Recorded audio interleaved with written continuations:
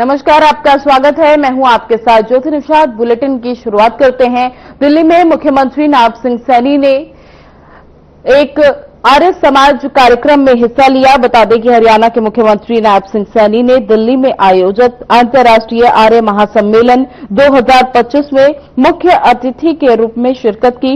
इस दौरान उन्होंने आर्य समाज के 150 साल के स्वर्णिम अध्याय पर आधारित स्मारिका का विमोचन किया और संस्था को अपने ऐच्छिक कोष से 51 लाख रुपए देने की घोषणा की। मुख्यमंत्री ने कहा कि आर्य समाज के प्रगतिशील विचारों को गांव-गांव और गली-गली तक पहुंचाने की जरूरत है ताकि भारत अपना प्राचीन आध्यात्मिक गौरव पुनः प्राप्त कर सके। उन्होंने महर्षि दयानंद जी की शिक्षाओं के पालन और गुरुकुल शिक्षा पद्धति के महत्व पर जोर दिया, जिसमें युवा के चरित्र और निर्माण नैतिक गुणों के विकास पर विशेष ध्यान दिया जाता है। इस अवसर पर गुजरात और महाराष्ट्र के राज्यपाल आचार्य देवव्रत भी मौजूद रहे।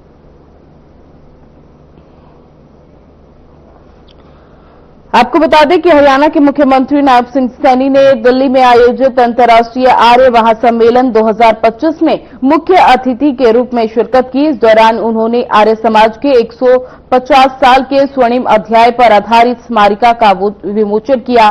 साथ ही संस्था को अपने ऐच्छिक कोष से 51 लाख रुपए देने की घोषणा की। मुख्यमंत्री ने कहा कि आर्य समाज के प्रगतिशील विचारों को गांव-गांव और गली-गली तक पहुंचाने की जरूरत है ताकि भारत अपना प्राचीन आध्यात्मिक गौरव पुनः प्राप्त कर सके। उन्होंने महर्षि दयानंद जी की शिक्षाओं के पालन और गुरुकुल शिक्षा पद्धति के महत्व पर भी जोर दिया, जिसमें युवकों के चरित्र निर्माण और नैतिक गुणों के विकास पर विशेष ध्यान दिया जाता है। इस अवसर पर गुजरात और महाराष्ट्र के राज्यपाल आचार्य देवव्रत भी मौजूद थे।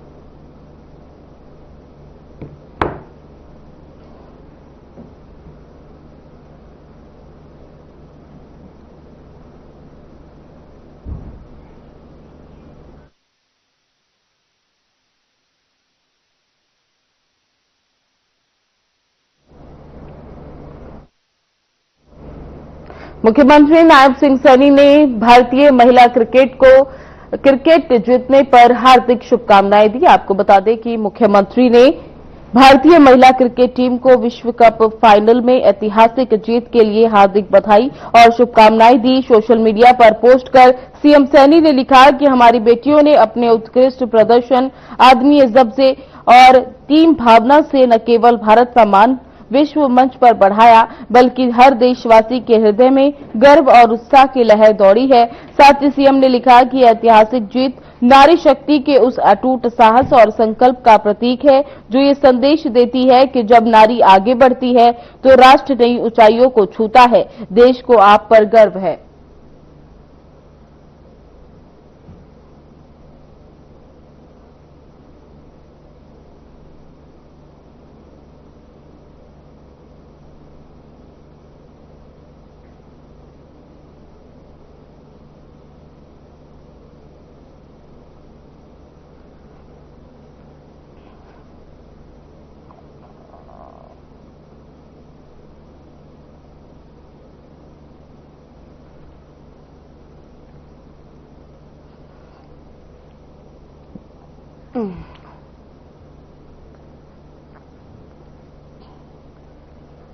मुख्यमंत्री नायब सिंह सैनी ने समालखा में आयोजित 78वें निरंकारी संत समागम में लाखों श्रद्धालुओं को संबोधित करते हुए कहा कि निरंकारी मिशन ने जाति, धर्म, भाषा और क्षेत्र के भेद से ऊपर उठकर मानव को एकता का मार्ग दिखाया।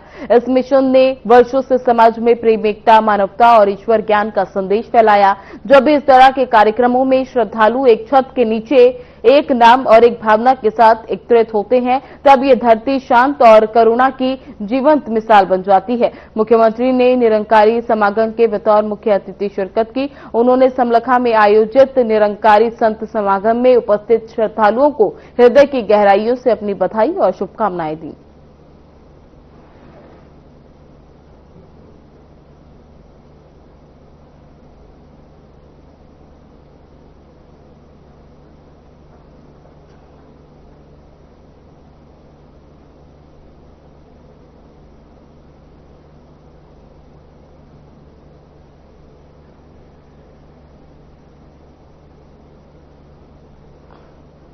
हरियाणा के मुख्यमंत्री नायब सिंह सैनी ने गुरुग्राम के ताऊ देवीलाल स्टेडियम में 27वें हरियाणा राज्य खेल उत्सव का शुभारंभ किया।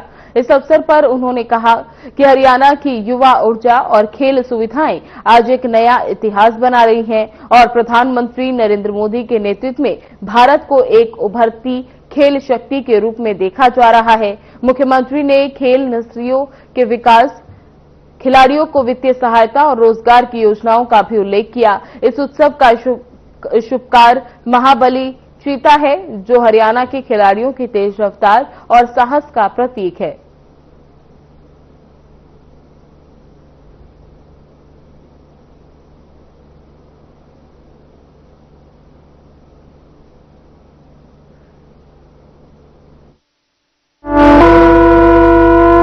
साथियों, गुरु द्रोण की ये नगरी, जहां की हवा में पराक्रम है, मिट्टी में जज्बा है और युवाओं के दिलों में जोश है। आज इस धरती से 27वें हरियाणा राज्य खेलों का शुभारंभ करते हुए मुझे बहुत खुशी का अनुभव हो रहा है। साथियों, आज का यह अवसर सिर्फ एक खेल समारोह नहीं है, बल्कि हरियाणा की युवा शक्ति के परिश्रम और प्रतिभा का ये उत्सव है। हरियाणा के मुख्य चिकित्सा अधिकारी डॉक्टर जयंत आहूजा ने जानकारी दी कि राज्य सरकार ने आयुष्मान भारत पीएम जीरा आचार्य योजना के तहत सरकारी अस्पतालों की भागीदारी को बढ़ावा देने के लिए महत्वपूर्ण निर्णय लिया है। सरकार ने 5 अतिरिक्त मेडिकल और सर्जिकल प्रक्रियाओं को अब न केवल सूचीबद्ध सरकारी अस्पतालों के लिए आरक्षित किया, जिनमें इको फाइनेंशियल एडोमेन और सीओपीडी का उपचार, गंभीर निर्जलीकरण और लोकोपॉलिकप शामिल है। इसके अलावा 11 सर्जिकल, ऑर्थोपेडिक और ईएनटी पैकेज भी केवल सरकारी अस्पतालों के लिए सुरक्षित किए हैं। ये कदम सरकारी अस्पतालों में उपचार सुविधाओं को बढ़ावा देने और स्वास्थ्य सेवाओं में पारदर्शिता लाने की दिशा में एक महत्वपूर्ण पहल है। डॉक्टर आहूजा ने ये भी बताया कि फरीदाबाद के सिविल अस्पताल में भारत भर के नागरिक मुफ्त इलाज का लाभ उठा रहे हैं।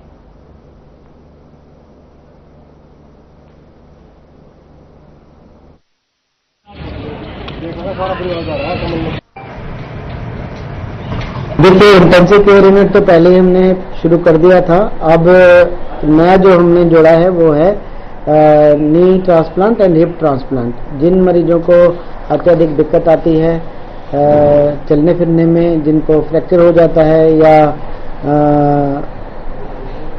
शाफ्ट फीमर में फ्रैक्चर होकर के साथ में हिप जॉइंट भी इन्वॉल्व होता है, या बॉल की नेक्रोसिस होती है हिप जॉइंट में, तो उन केसेस में हिप ट्रांसप्लांट और नी ट्रांसप्लांट दोनों की सुविधा हमने मुहैया कराई है।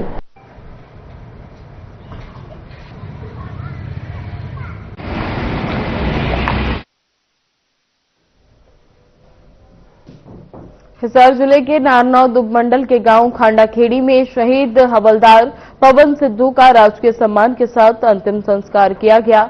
उनके बड़े बेटे सौम्य और छोटे बेटे विनय ने नम आंखों से पिता को मुखाग्नि दी। पूरे गांव ने भारत माता की जय के नारे के बीच अपने वीर सपूत को अंतिम विदाई दी। ग्रामीणों के अनुसार पवन सिद्धू 13 राजपुताना राइफल में हवलदार के पद पर तैनात थे। 30 अक्टूबर को चीन बॉर्डर पर पेट्रोलिंग के दौरान ऊंची पहाड़ी से फिसलकर गिर जाने से उन्हें गंभीर चोटें आईं। अस्पताल में इलाज के दौरान 31 अक्टूबर को उनका निधन हो गया। वहीं विधायक जस्सी पेटवाड़ ने शहीद के परिवार को श्रद्धांजलि अर्पित करते हुए कहा कि क्षेत्र को अपने जवान पर गर्व है, जिसने देश की रक्षा करते हुए अपनी जान दी।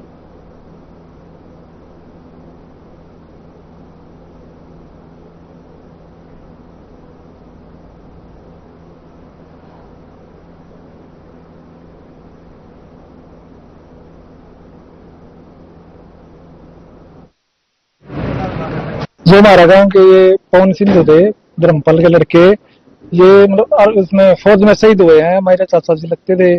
22 देश के लिए शहीद हुए, पूरे गांव को इस पे गर्व है। और देश के काम आई, ये और अपने जीवन की आहुति दी। ये हमारे गांव से दूसरे शहीद हुए हैं और आर्मी में और स्वतंत्रता सेनानी हमारे गांव में काफी रहे हैं। तो पूरा गांव को हंड प्रशासन भाई इसकी जो शव यात्रा आएगी उसको पूरा मान सम्मान के साथ इनका अंतिम संस्कार किया जाएगा। सभी प्रकार की कमी होगी कोई अब तो के दिन हमारे वो वीर सपूत उसकी शव यात्रा आने लग रही है। पवन सिंधु भाई सनोप धर्मपाल सनोप केरी राम गांव खांडा खेड़ी पूरा मान सम्मान से भाई का अंतिम संस्कार करेंगे। पूरी पंचायत पूरा गांव सुबह का लग रहा है, पूरा प्रशासन साथ में है।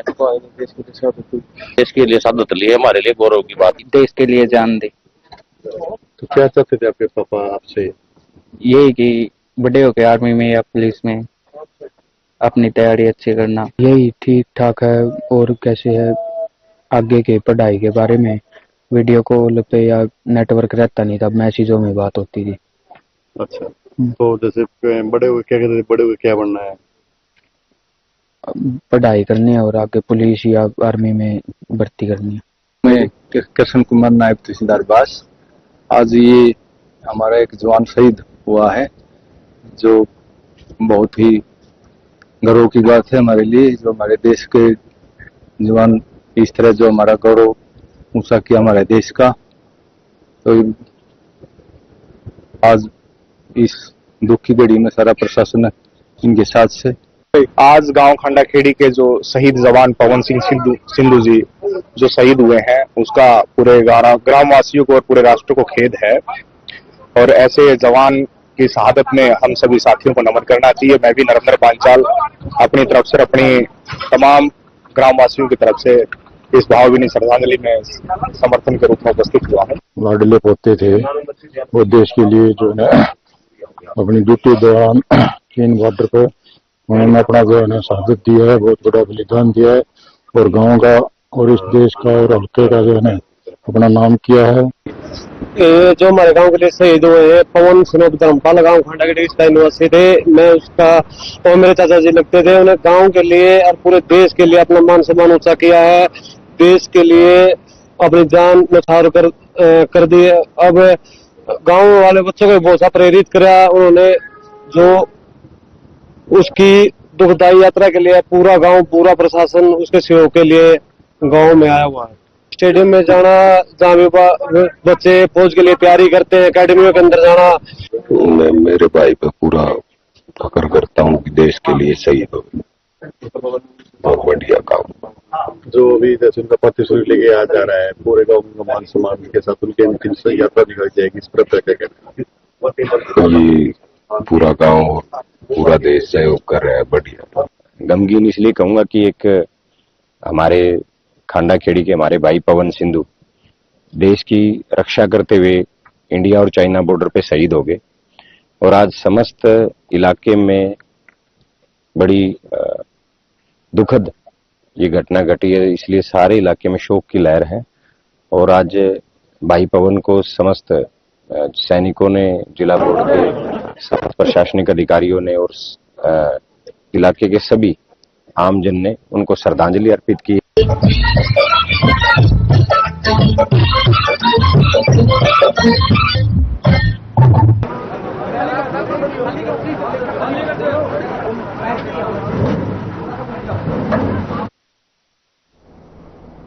हरियाणा के यमुनानगर स्थित कपाल मोचन सूरजकुंड सरोवर का ऐतिहासिक और धार्मिक महत्व है, जो द्वापर युग से भी पुराना माना जाता है। यह स्थान धार्मिक मान्यताओं के अनुसार युगों से श्रद्धालुओं के लिए आस्था का केंद्र रहा है, जहां लोग पारिवारिक सुख समृद्धि और पुत्र प्राप्ति की मनोकामना लेकर आते हैं। मान्यता है कि सूर्य उपासना से कर्ण का जन्म हुआ था और इस स्थान पर कई देवी देवताओं के साथ साथ सिखों के गुरु भी आए थे। यहाँ की पवित्रता और दंत कथाओं के अनुसार श्रद्धालुओं की इच्छाएं पूरी होती हैं। ये तीर्थ स्थल खासकर पंजाब से आने वाले श्रद्धालुओं के लिए महत्वपूर्ण है और आसपास के लोग यहाँ की धार्मिक कथाओं को पीढ़ी दर पीढ़ी सुनते आ रहे हैं।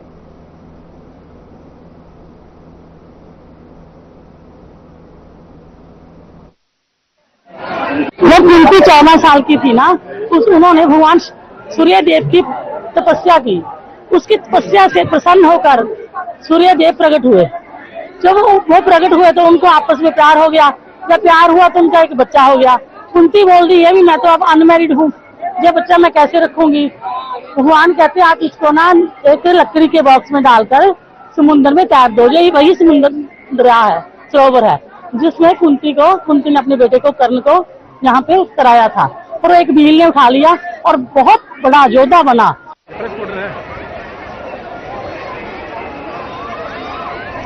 पंचकुला के साथ लगते जीरकपुर बॉर्डर पर बना औरा गार्डन बैंक्वेट हॉल में भयंकर आग लग गई।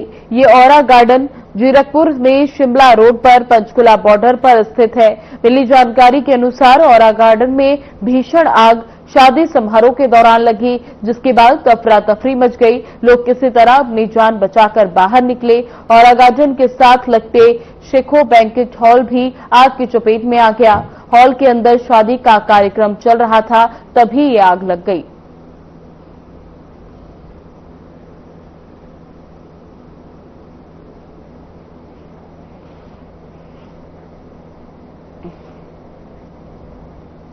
बल्लभगढ़ से विधायक मूलचंद शर्मा ने 1.5 करोड़ की लागत से नवनिर्मित सामुदायिक भवन का रिबन काटकर और हवन यज्ञ कर शुभारंभ किया और इसे जनता को समर्पित किया। मूलचंद शर्मा ने बताया कि इससे पहले क्षेत्र में 24 सामुदायिक केंद्र जनता को समर्पित किए जा चुके हैं और ये 25वां सामुदायिक केंद्र अब जनता को समर्पित किया गया, जिसका फायदा हर आम व्यक्ति के साथ साथ गरीब व्यक्ति को भी मिलेगा और वे कम खर्चों में यहां शादी विवाह का आयोजन कर पाएंगे।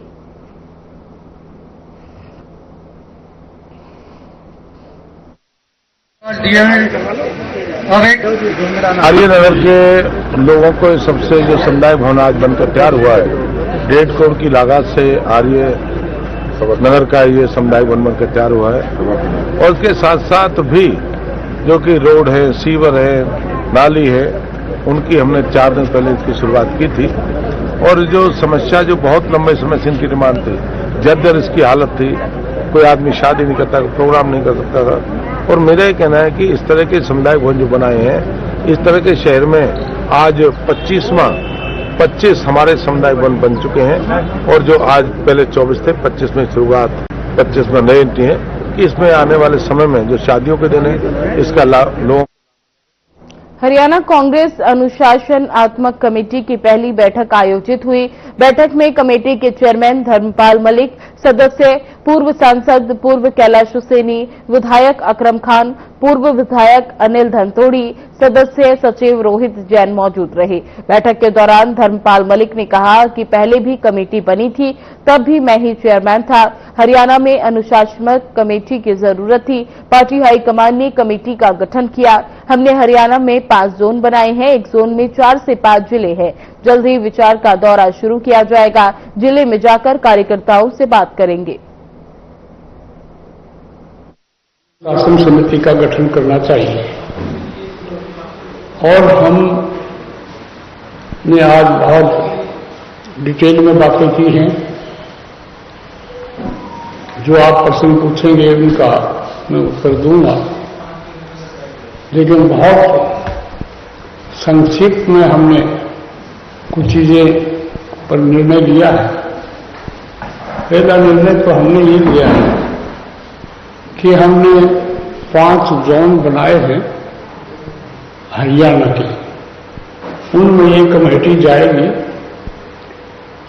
और एक जोन में किसी में 3 डिस्ट्रिक्ट हैं, किसी में 4 हैं और उनसे वार्तालाप करेंगे और पार्टी की मजबूती के लिए उनसे बात करेंगे।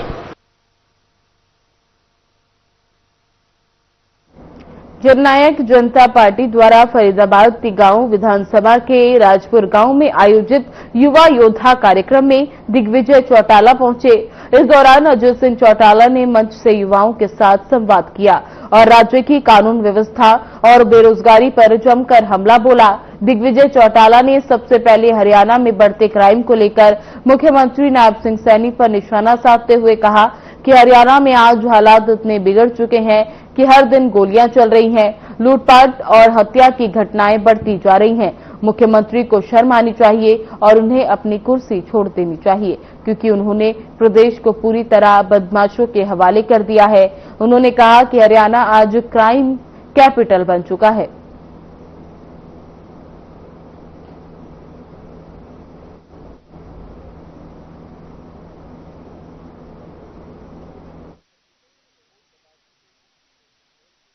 जो नाम उन्होंने दिए हैं वो अभी आप मंच से सुना कि वो नहीं छोड़ी, मतलब ये उनके झूठे नाम दिखवाए। तो क्या मतलब बरगलाना चाहते हैं कि भाई हमारे साथ इतने लोग हैं जो पार्टी छोड़ रहे हैं, कैसे नाम दिखते हैं और घोषणा कर देते हैं। हरियाणा को किस तरीके देखते हैं? क्योंकि अभी बीते दिन ही जो है वो हरियाणा दिवस से मनाया गया। भाजपा दावा कर रही है कि हरियाणा बहुत बदला है, बहुत उन्नति की है। आप भाजपा पार्टी प्रजातंत्र के चौथे स्तंभ के लोग हैं, आप मुझसे ज्यादा जानते हैं। रोजाना घटित हो रही घटनाओं के बारे में आपको मुझसे ज्यादा जान है। क्या बदला है और क्या बदलाव आया है वो आपके सामने है। आप मुझसे ज्यादा बढ़िया खुलासा कर सकते हैं। पॉल्यूशन को लेकर भी लगातार दावे किए जा रहे हैं पार्टी की तरफ से, और क्राइम को लेकर भी। देश का हाल ये है कि हमारे एनसीआर ही नहीं, सिरसा तक भी ऐसा प्रदूषण है कि लोगों का सांस लेना भी मुश्किल है। अभी दिग्विजय जी ने एक मंच के माध्यम से एक ऑडियो सुनाया जिसमें एक हरियाणा का युवा जो है वो रसिया में फंसा हुआ, क्या कुछ मामला था? रसिया से एक डेड बॉडी आई थी मदन हेड़ी गांव के नौजवान की, और अब आपके सामने वीडियो सुनाया गया है। अनेक ऐसे युवा वहां पे फंसे हुए हैं, परंतु सरकार का कोई ध्यान इस तरह इकाई ने मिलजुल करके आयोजित किया। सैकड़ों नहीं बल्कि हजारों कुर्सियों पर यहाँ नौजवान आकर के बैठे और जहाँ लंबा कार्यक्रम चला। मैं इनको बधाई दूंगा, शुभकामनाएं दूंगा, और ये दिखा रहा है कि पार्टी की कितनी ग्रोथ हरियाणा के अंतिम छोर फरीदाबाद के अंदर हुई है। और यहाँ का युवा भी जननायक जनता पार्टी के साथ जुड़ करके सरकार की बेकायदियां बेनीतियों के खिलाफ लड़ना चाहता है। बेरोजगारी हो, आज की एजुकेशन हो, आज की हेल्थ व्यवस्था हो, आज के लिए चाहे सुरक्षा की बात हो, ये जो गरीब किसान मजदूरों की अगली पीढ़ी है, ये जननायक जनता पार्टी चौधरी देवीलाल जी की विचारधारा के उस पथ पर चल करके बदलाव लाने के लिए अग्रसर है। मोदी जी ये सभी साथी हैं। और रेवाड़ी के रामपुरा थाना क्षेत्र की है, जहां शुक्रवार देर रात लग्न समारोह के दौरान दो युवक शराब के नशे में हंगामा कर रहे थे। मृतक की पहचान गांव बरधाना निवासी 30 वर्षीय इंद्रजीत के रूप में हुई है, जिसने हुड़दंग बचाने से आरोपियों को रोका था। इसी बात पर गुस्साए आरोपियों ने उस पर गोली चला दी, जिससे मौके पर ही उसकी मौत हो गई। मामूली कहासुनी के बाद दोनों आरोपियों ने वारदात को अंजाम दिया। एक आरोपी जितेंद्र गांव मनेठी निवासी है, जबकि दूसरा तारुण जलथल का रहने वाला है। दोनों को गिरफ्तार कर अदालत में पेश किया जा रहा है। रिमांड के दौरान वारदात में इस्तेमाल हथियार बरामद किए जाएंगे और इनके आपराधिक रिकॉर्ड की भी जांच की जा रही है। पुलिस ने मृतक के शव का पोस्टमार्टम करा, परिजनों को सौंप दिया, और वहीं गांव में इस वारदात के बाद शोक और आक्रोश दोनों का माहौल है। फिलहाल पुलिस ने दोनों मुख्य आरोपियों को गिरफ्तार कर लिया, लेकिन इन घटना के बाद एक बार फिर ये सवाल खड़ा कर रहा है कि आखिर शादियों में शराब और हथियार का ये खतरनाक मिश्रण कब तक निर्दोष जिंदगियों की जान लेता रहेगा।